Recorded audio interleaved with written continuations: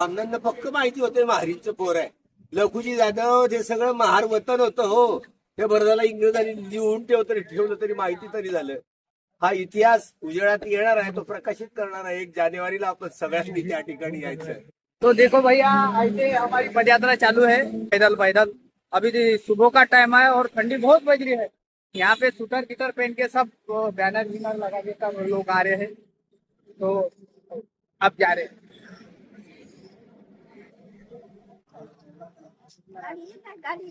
गाड़ी है देखो।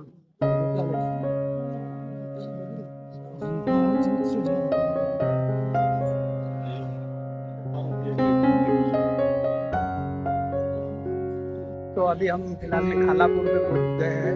बोधिसत्व परम पूज्य डॉक्टर बाबासाहेब आंबेडकरांचा विश्वरत्न बोधिसत्व परम पूज्य डॉक्टर बाबासाहेब आंबेडकरांचा विश्वरत्न बोधिसत्व परम पूज्य डॉक्टर बाबासाहेब आंबेडकरांचा लोकांना हात लावा.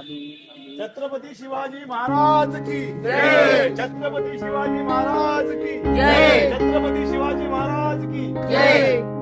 तर महाराष्ट्र जेव्हा शिवाजी महाराजांनी निर्माण केला, एकही ब्राह्मण राज्याभिषेकासाठी आला नव्हता. आमदारांना पक्क माहिती होते महारीचं पोर आहे. लखुजी जाधव हे सगळं महार वतन होतं हो. हे बरं इंग्रजांनी लिहून ठेवलं तरी माहिती तरी झालं. हा इतिहास उजेडात येणार आहे, तो प्रकाशित करणार आहे. 1 जानेवारीला आपण सगळ्यांनी त्या ठिकाणी यायचं.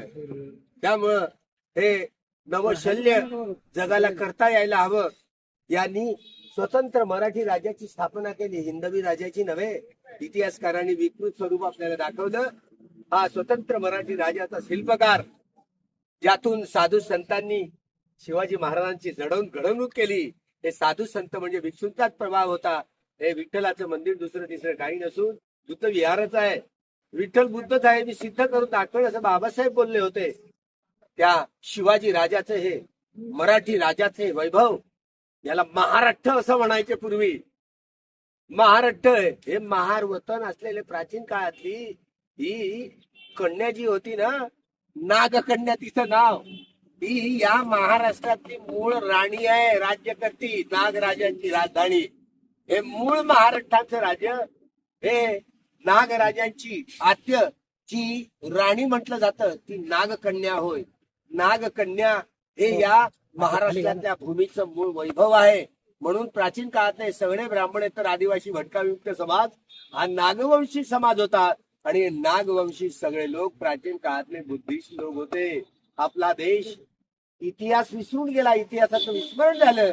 या इतिहासाचं विस्मरण डॉक्टर बाबासाहेब आंबेडकरांनी 1 जानेवारी 1927 भीमा कोरेगावच्या विजयस्तंभाजवळ गेले आणि श्रमण संस्कृतीचा आणि ब्राह्मण संस्कृतीच्या इतिहासाची थरार समजावून सांगितली.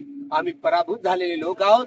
गुलामांना त्यांच्या गुलामीची जाणीव करून द्या, म्हणजे ते बंड करून उठतील. आमचं राज्य होतं व ज्या दिवशी संभाजी राजाची हत्या केली गेली तो दिवस गुढीपाडव्याचा दिवस. त्या गुढीला मात्र संभाजी राजाचं डोकं लटकलेलं होतं. या शेडीवाल्यांनी आमचा मराठी राज्याचा हा संपूर्ण उत्कार खात्मा करून पेशवेशाही उभारली. तो पेशवेशाहीचा आझादीचा दिवस असं म्हणा. आमचा मराठी राज्याचा खात्मा करून आमच्या पूर्वजांना गळ्याला गाडगी आणि मळके लटकवले यासाठी की हेच आमची सत्ता उलथावून पाडू शकतात. या गुलामांना त्यांच्या गुलामीची जाणीव करून द्या, म्हणजे ते बंड करावं, बंड करून उठतील. या बंडाची भाषा या 17 डिसेंबर पासून तर 1 जानेवारी पर्यंत हा संपूर्ण जागृतीचा विस्तव विसरू देऊ नका. हा जागृतीचा विस्तव संपूर्ण जगातल्या बुद्धिस्ट राष्ट्रातल्या लोकांनाच नव्हे तर साऱ्या जगाला नव्या इतिहासाची नवी जाणीव करून देण्यासाठी, धम्म क्रांतीची ही संपूर्ण ज्योत पेटवण्यासाठी अख्खा समाज हा ब्राह्मणेतर आदिवासी भटका विमुक्त समाज 2045 पंढरपूरला आषाढी एकादशीच्या दिवशी धर्मांतरित होणार आहे. हे भागवती, वारकरी, महानुभावपंथी, नाथपंथी, लिंगायतपंथी लोक धर्मांतर करणार आहेत. या धर्मात 20 वर्ष आपण मरायचं नाही, म्हणजे आपल्याला हा सगळ्या ब्राह्मणेतरांचा मराठ्यांच्या धर्मांतराचा सोहळा पंढरपूरला बघायला मिळेल. तोपर्यंत मी काय मरणार नाही, तोपर्यंत जिवंत राहील. आपण सगळ्यांनी या शिवबा हा शिवबा हा आमचा माणूस, आमचं राज्य, हे भटकवून आमचं राज्य नष्ट करून पेशव्यांनी पेशवेशाही आणली आणि आमच्या पूर्वजांच्या गळ्यात गाडगी आणि बळकी दिली.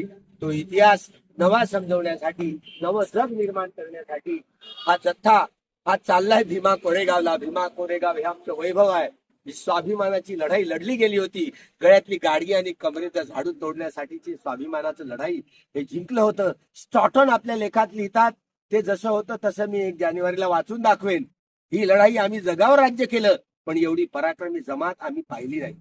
हे स्वतः त्या लढाईत भाग घेणारे स्टॉटन लिहितात, या लोकांनी ठरवलं तर साऱ्या जगावर आक्रमण करून जगावर राजे होण्याची क्षमता या लोकांची आहे. हे मोठं वैभव त्यांना त्यांच्या लेखणी साकारता आलं. भीमा कोरेगावची लढाई ही साधी सोपी लढाई, सारं जग जिंकण्याची लढाई होती. हे डॉक्टर बाबासाहेब आंबेडकरांनी ठासून मांडलं. सारं जगच बुद्धमय धम्ममय करण्याची चेतना बाबासाहेबांना त्या प्रेरणास्थानातून मिळाली. बाबासाहेबांचं प्रेरणास्थान सारं जगत बुद्धमय धम्ममय करण्याची ही सगळ्यात मोठी कठीण जबाबदारी तुमच्या आमच्यावर दिली. ती जबाबदारी परिपूर्ण करण्यासाठीच ही धम्म पदयात्रा आहे, धम्म क्रांती यात्रा आहे. खूप मंगलो भवतु, सब मंगल.